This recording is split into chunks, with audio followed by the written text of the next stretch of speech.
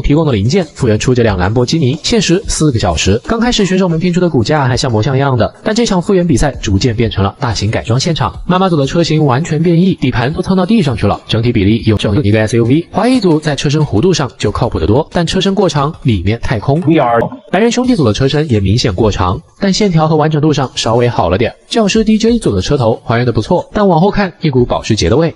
双胞胎的记忆力显然更好，就连国旗的位置也对上了。确实是一辆拼得不错的法拉利。收到了拼多多发来的合作邀请，于是我去拼多多搜索了一下自己的神秘代码81403，发现100亿补贴里兰博基尼竟然只要1900，和官方价格对比一下，省下来的钱还能买辆福特野马。乐高专区的各种烧钱套装也是我没见过的价格，还有 Switch 日版更是比刚才看到的兰博基尼还低，只要1869，连最新色系的苹果绿13也没放过，直降500。是拼多多官方补贴才这么便宜，所有100亿补贴商品承诺假一赔10，还有品质险双重保障，让你买的放心。快去打开拼多多搜索81403或点击视频下方链接看看吧。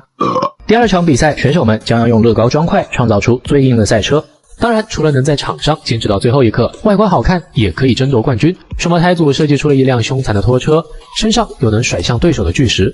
这大石头真的能在实战中起到正面作用吗？阿姨组的是肌肉拖拉机，平时它只是一辆在农场里忙碌的拖拉机，但到了周末就会变成战斗形态。这个前后铲子的设计很有东西，在对撞中优势很大。教师 DJ 组的车叫赤色恶魔，拥有恶魔犄角和喷火引擎，不过看起来有点脆，坐着小骷髅。兄妹组的是一辆公牛车，前后的挡板看起来非常脆弱。妈妈组也是想用美观取胜。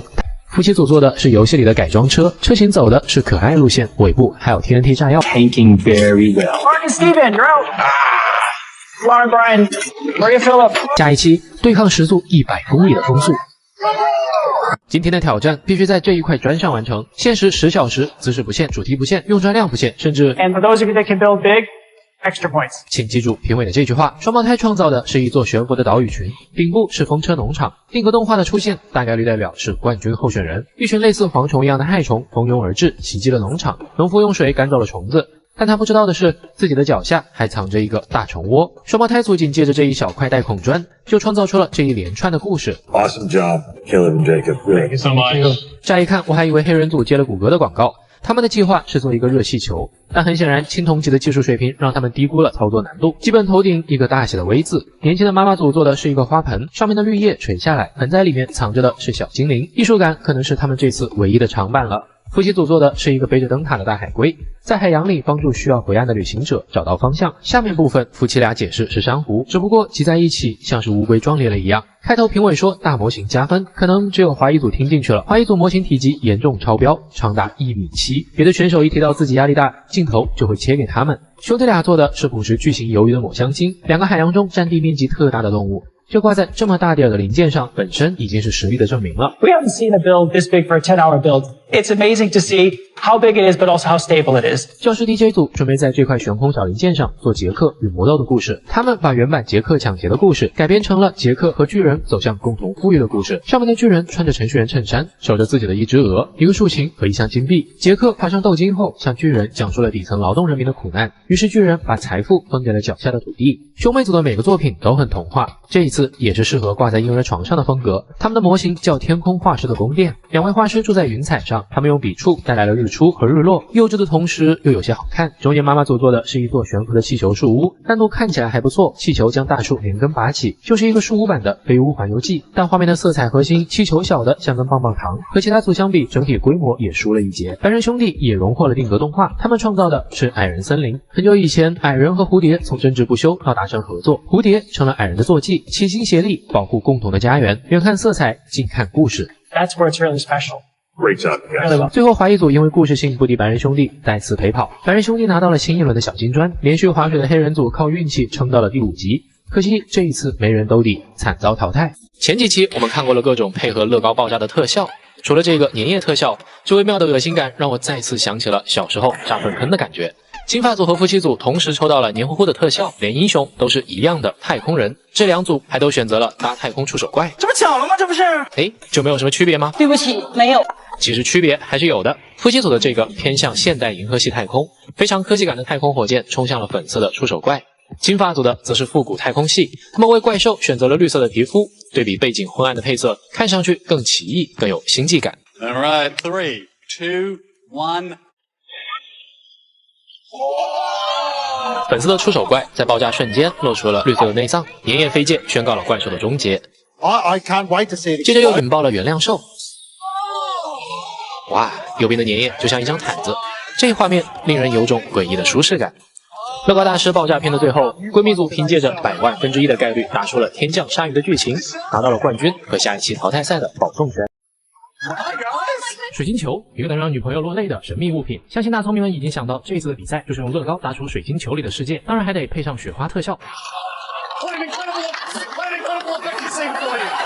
12月的时候，南半球处于夏天，这时就能在澳洲看到只穿裤衩的圣诞老人。短发小哥组准备将这个澳洲特有的圣诞场景滑稽化，来一个驯鹿在沙滩上给圣诞老人调鸡尾酒的画面。除了圣诞老人和驯鹿以外，其他的一切都很合理。沙滩椅、冲浪板、喝啤酒的小螃蟹，这颜色应该摆桌上啊。短发小哥把提到沙滩能想到的东西都搭了进去，基本没有遗漏要素了。圣诞老人坐在沙滩椅上，比了一个666，仔细看才发现驯鹿鼻子是用人仔头盔做的，要是下场雪就更有意思了。It's no time. 海岸沙滩遮阳伞、吧台、调酒、冲浪板，整个故事的俗套中又带着滑稽可爱。That's awesome.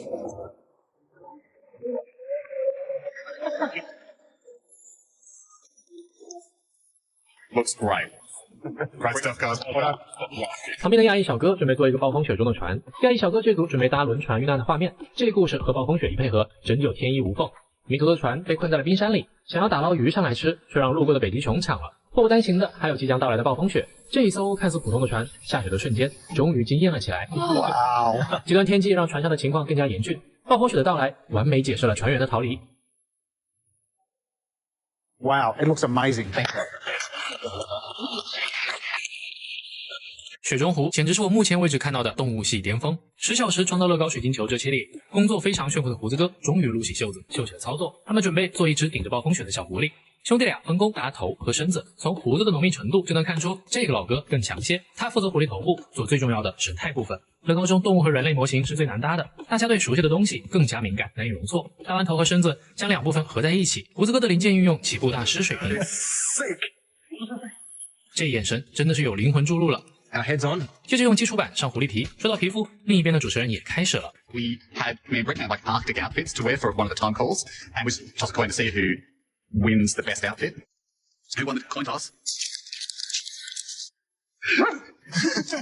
That's the last thing anyone wants to see. It was designed to keep an eye on dog haste away. I mean, what do you say to a fully grown man in a dog suit? 知道了，弗瑞控是吧？短短几个小时，小狐狸的完成度已经巨高，再加上一些色彩的点缀，水晶球就做好了。漫天风雪中，狐狸凝视着前方，像是嗅到了一丝气味，或者抓住了什么东西。这只小狐狸搭得太牛了，神韵中传递了难以言喻的情感，评委也给出了艺术价值上的高度认同，让胡子老哥不禁猛然落泪。I can't believe that this early in LEGO Masters, I've seen a piece of art. To have Brickman call something that we built art, like I draw and do art, I've never had someone of that caliber. Dude, come on. Don't do that, man. That was beautiful, man. 妈妈组准备做全场唯一一个动态模型，一个旋转的冰上跳舞小人。妈妈组先用蓝色和透明砖块铺好奠基和弧面，接着用柱子测试下重量和平衡性，最后才调整小人放上去。乐高树屋放上粉色花朵零件后，画风无比浪漫，但单拿出来做成嘴就……他们的电机转得很慢，可能是用电机配合不同齿轮做了减速，营造8音盒的缓慢的动态感。溜冰小人在结冰的湖面上旋转，明亮的颜色使用和清晰的主体。淘汰赛中这样的作品自保是妥妥的，就是这个武器零件充当的冰刀好像装反了。投资情侣组从雪花球联想到旅游纪念品，最后决定做景点世界遗址巨石阵。你说在水晶球里搭一堆石头能好看吗？因为巨石阵的比例限制，他们只好用人仔来刻画故事。石阵中间放大祭司，旁边有拍照合影的游客。祭司做法召唤来了一场暴风雪，包裹住了整个巨石阵。雪花特效让作品提升了一个 level， 但人仔也被雪淹没了，雪刮完啥也看不见了。这对情侣组估计有点悬。 The way it's looking right now, the stakes are as high as they can be. 一听有雪，情侣组就掏出了自己一直想做的圣诞主题——圣诞老人的礼物工坊。他们用许多带颗粒链接绳做出驯鹿腾空的效果，乍一看视觉上挺杂乱的，但选一下立马平衡了画面和颜色。圣诞老人刚从自己的工坊里出来，坐上雪橇准备去上班，却遇上了暴风雪，他要带着驯鹿赶在雪变得更大前离开。情侣组这个可能是全场最像水晶球的水晶球了，不像下面这个就有点离谱。厄运组用他们本土的传说故事被称为澳洲罗宾汉内德凯利，形象就是穿着一身铁皮的铠甲人。这模型除了澳洲人，估计很少有人能理解。奥运组还抖机灵的在模型后放了个 Made in China 的牌子。内德凯利浓密的眉毛和胡子埋在铁皮下，身后是趴在树上的考拉，能看出他们的造型能力很好。下面放了一块 Such is life， 这就是人生。虽然看不懂，但我大受震撼。雪花球这期最后冠军很没有悬念的给到了胡子哥。小狐狸一战封神，但作为淘汰赛也得有人退出。投资情侣组这一次的巨石阵技术和创意都掉出了平均线，成为了本季第1支被淘汰的队伍。点击右上角关注乐高拌饭，记得一键3连哦。本场比赛就是随机组合2种动物的 DNA 进行搭建，创造一种世界上不存在的生物。更难的是，比赛时间只有短短的6个小时，短发小哥组一下就赚到了最惊悚的2种动物。蝙蝠猪，这结合出来已经不是动物，是怪物了。会飞的蜘蛛比南方蟑螂还恐怖，他们也不负众望的做出来一个巨型蝙蝠猪。除了腿和翅膀潦草了一点，中间看着很有感觉。动物题目这不就到胡子哥的主场了。Another flamingo, walrus flamingo. 火烈鸟和海象，火烈象这连想象都困难的物种要咋搭出来啊？ Take the walrus's fat laziness into the flamingo's tall, elegant skinniness. What are you looking at me when you say fat laziness? 把海象的牙放在火烈鸟的嘴上，胖胖的海象身体和瘦小的火烈鸟腿，但一条腿要怎么撑得住海象的重量？ Yes. Looks so good. 同样是腿，比起其他组，胡子哥的鸟腿处理就优雅逼真的多，还长着一只海象蹼，头的兼容也是说不出的完美，鸟的膝盖向后弯的细节也到位。长发小哥组赚到的是孔雀和鲨鱼，孔雀鲨，他们要保留孔雀的羽毛和鲨鱼的身子作为要素。6个小时，别的组搭完都费劲，他们竟然还想加动力组，实力降维打击了啊！小哥用了5种颜色的砖块拼成渐变羽毛，然后用带颗粒链接绳做好链接，拼完容易，按上难。在看着非常危险的画面里，卷毛小哥单枪匹马固定住了羽毛。Come on. Just go. Whoa, I'm sick, man! Whoa! 孔雀鲨摆动着脑袋在觅食，因为孔雀头小，所以他们机智的选择了锤头鲨，抵消了鲨鱼头太大的违和感。妈妈组赚到了伞蜥蜴和鲨鱼，把伞蜥蜴的伞嫁接到了鲨鱼脖子上，构思图看着还挺可爱的，但动起手来就不是那么回事了。I'm looking around the room and I'm looking at our build. Our build is hideous. Absolutely I'm going to say hideous. 看着仅剩的时间和无力回天的模型，虽然不是淘汰赛，但在自己热爱的事情上摔跟头，妈妈组还是绝望的想哭。 Feeling Brickman's eyes on it, I just felt like embarrassed. And now we're going to have to talk about it with Brickman, and I just want to leave the room. 打不好真的是公开处刑啊！节目组也是硬着头皮放了特写，鲨鱼的舌头是把吉他，至于其他的我也编不出来了。其实这个作品说明了乐高 MOC 的难度，将构思变成模型听着简单，选手们好像也随手拈来一样，但真的自己上大概率会是这样。情侣组赚到了猪和火烈鸟，猪烈鸟，猪头鸟身，因为长短腿，所以猪烈鸟只能靠鸟腿着地。实话说，完成度不怎么高，勉强中还是有一丝可爱的。厄运组拿到的是火烈鸟和鲨鱼，俩八竿子打不着的物种，就赐名火烈鲨吧。 It's so too big for the amount of It's fun we have. ridiculous to think that we're going to finish. 鲨鱼的形态，但眼睛、鱼鳍和色彩一眼就看出火烈鸟的基因。这2根腿杆子实在不好看。短短6小时里做大尺寸，也就等于细节缺乏。亚裔情侣组抽到了蝎子和大象，这一题难度也够大了。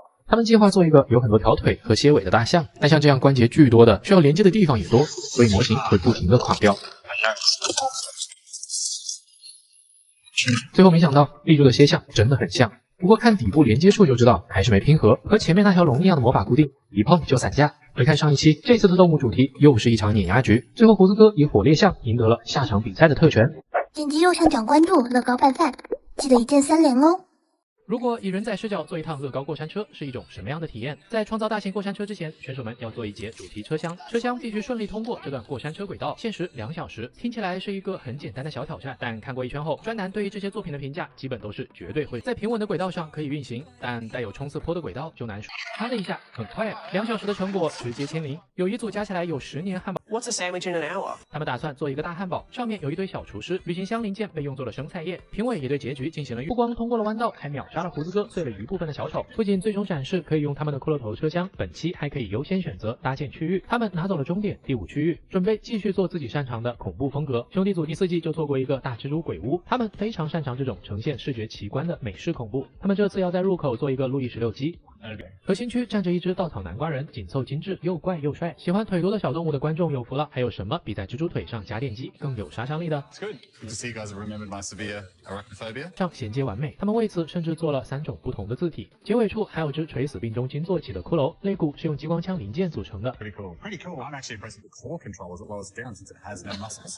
圣诞组的2位都是父母，他们有个非常阳间的爱好，就是陪孩子看点阴间僵尸片。他们准备做一个僵尸过山车，在起点搭一扇门，推开门后直接僵尸怼脸。海王哥做的机械装置可以让僵尸看上去做不规则的旋转。圣诞组捏小型角色的功力可以说是无敌，几个小僵尸各有特色，并且他们的审题非常到位。 We need to build the best roller coaster section from the point of view of the mini. 绿色的僵尸撞碎了红色的过山车轨道，破土而出的大僵尸是场景核心，看似无序的朝着各个方向冲撞。圣诞组的每只僵尸都有自己的特色，眼球掉出眼眶的僵尸，星战永远想不到自己的激光剑还能用来做成僵尸的鼻涕。科技组的红色软管扭了几下就成了僵尸的内脏，出口处还挂着半个僵尸身体，这都非常惊喜。期待最后第一视角的镜头。但是上一期受了风扇的刺激，自负哥这次说什么都要挑战自我，擅长在淘汰赛给自己完成逆风局的自负哥，这次要搭的是超级英雄主题乐园，巨大的超级英雄半身像伫立在游乐园中间。 We need to get it all the way up to the sky. 本来以为自负哥拿出这个计划后，队友 Trent 已经在物色哪天回家的车票便宜了。 Could have done it. 虽然这个想法比柯南的原创剧情还离谱，但 Kyle 确实是乐高艺术家，他有技术，只是不适合比赛。 I will never regret big ambition and giving something that seems impossible a shot. 不下这么大的模型，到时候第一视角可能只能看到各种大色块。此时比赛只剩下30分钟，他们紧急修改过山车路线，把轨道做成盘旋上升的，试图让过山车下落前看到超发式机械有延迟。同时备选的是圣诞组的僵尸乐园，虽然僵尸乐园在沉浸互动感上压了一头，但兄弟组的恐怖鬼屋才是真正意义上的6比。到了下一期免于淘汰的至尊砖。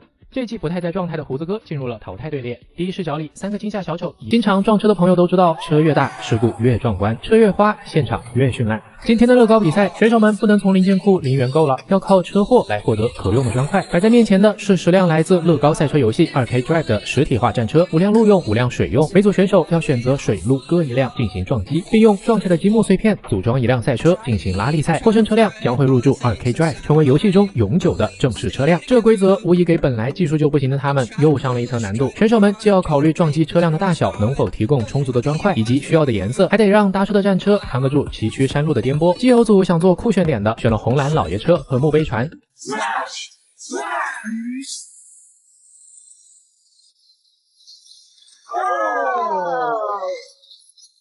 好像撞得并不够碎，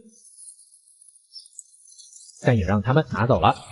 他们搭了辆鲨鱼导弹车，核心部分完成后，他们还测试了一下。 Let's test them up. Test them up. The core of our shark and its fins are extremely strong. The front of the car gives me some hesitation. Give me a straight path.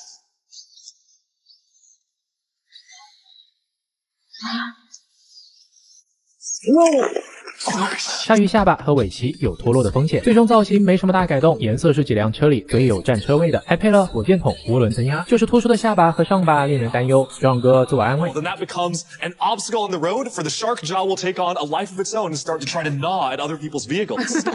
胡子组想要颜色鲜艳点的，选了甜甜圈战车和鳄鱼船。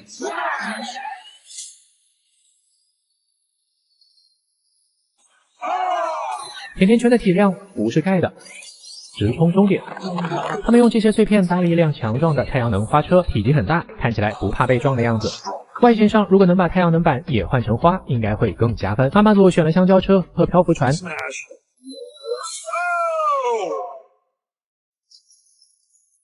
非常完美的撞击。他们用这些搭出了一辆大黄蜂汽车。That goes to the right. That goes to the left.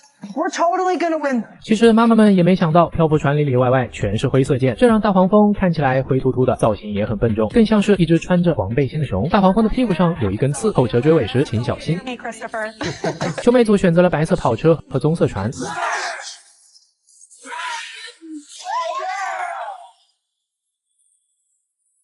他们的沼泽战车就像名字一样简单直白，没有亮点，看着也很单薄，跟其他的一对比，只有挨撞的份儿。老师组选了三明治潜艇和红色赛车。 You guys are about to lose your lunch with this sub. I love smashing builds. Watching those bricks just shatter. So says. 然而，尴尬的一幕发生了。 So I have to do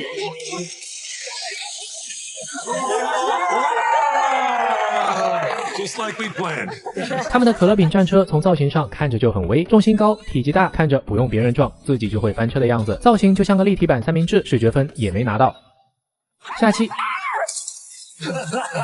恭喜基友们和这3组选手都熬到了决赛。决赛不限主题，让选手们自由发挥，限时24小时搭出一个大故事，唯一的要求就是大。本季冠军不仅可以得到10万美元奖金，还可以获得去丹麦总部把自己的冠军作品实体化的机会，这可是史无前例，甚至澳版都从来没有过的福利。基友组要搭一个飞机，在飞机上讲述他们旅行的故事，飞机上的地标是他们去过的地方。戏精哥负责创意，淡定哥负责技术。时间过去一半，飞机都还没成型，把机翼放上去后，他们发现机翼又重又长，很容易断掉。于是技术担当淡定哥花了半小时为鸡翅膀加固了骨架。美版嘛，当然要有老美最爱的。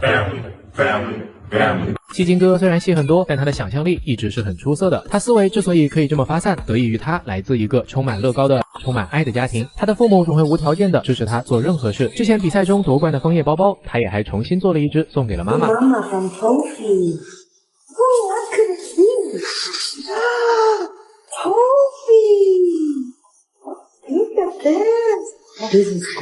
此时屏幕前一位听着少整那些没用的长大的东亚小孩流下了羡慕的泪水。飞机成品尺寸是2.5米乘2.5米，设置了一个传送带，可以躺着观光。3个景点由彩虹桥相连。 Three core icons of our most formative travel experiences. 第一站是肯尼亚，选择肯尼亚是因为戏精哥大学期间每年都会去肯尼亚支教，给孩子们上计算机和乐高课。第二站是紫禁城，淡定哥是一名华2代，小时候每年都会和父母回中国玩。 Is a representation of my roots in China and my parents' immigration over here.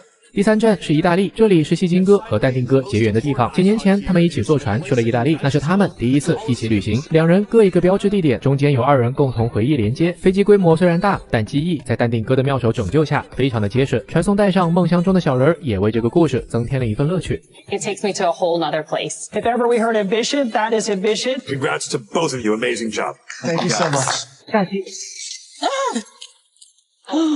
如果让你12个小时用乐高搭一个过山车，你想要什么主题？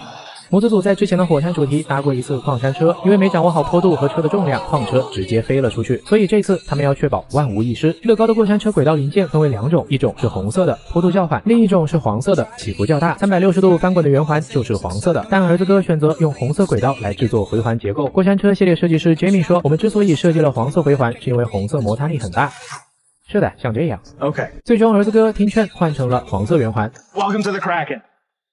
The riders get on the cart and fly up the steep, tall lift to the top of the coaster. Just when they think everything is fine, you notice a little tentacle just begin to tickle at your toes. And before you know it, you're drugged down the epic drop into the loop and diamond back where the tentacles attack the cart as he drags you into his mouth. But at the last moment, you make a daring escape and fight through the last of the tentacles. Hopefully to do it all again. All right. Let's just hope these minifigs have the ride of their lives. Here we go. Are they all strapped in? Release the Kraken.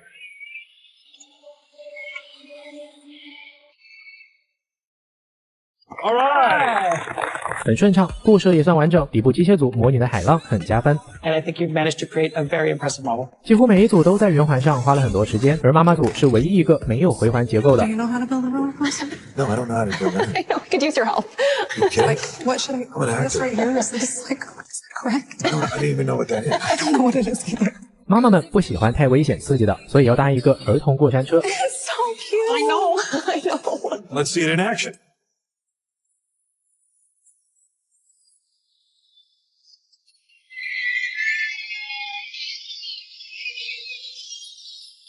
全程没有急速下降，也没有圆环，一圈从头做到尾，岁月静好，刺激指数2颗星。唯一刺激的可能是拐角处的蜘蛛，因为分给轨道部分的时间相对少，所以有更多时间搭周围的布景。旋转的花朵为整体添了不少色彩，在车上可以看见蝴蝶、瓢虫，是一款观光型过山车。但是很遗憾，比赛规则里要求的就是刺激，这也是他们和其他组最大的区别所在。必须淘汰掉一组的话，只能是他们了。其他3组进入决赛，70万奖金会滑落谁家呢？ $1,000. You made it to the finale.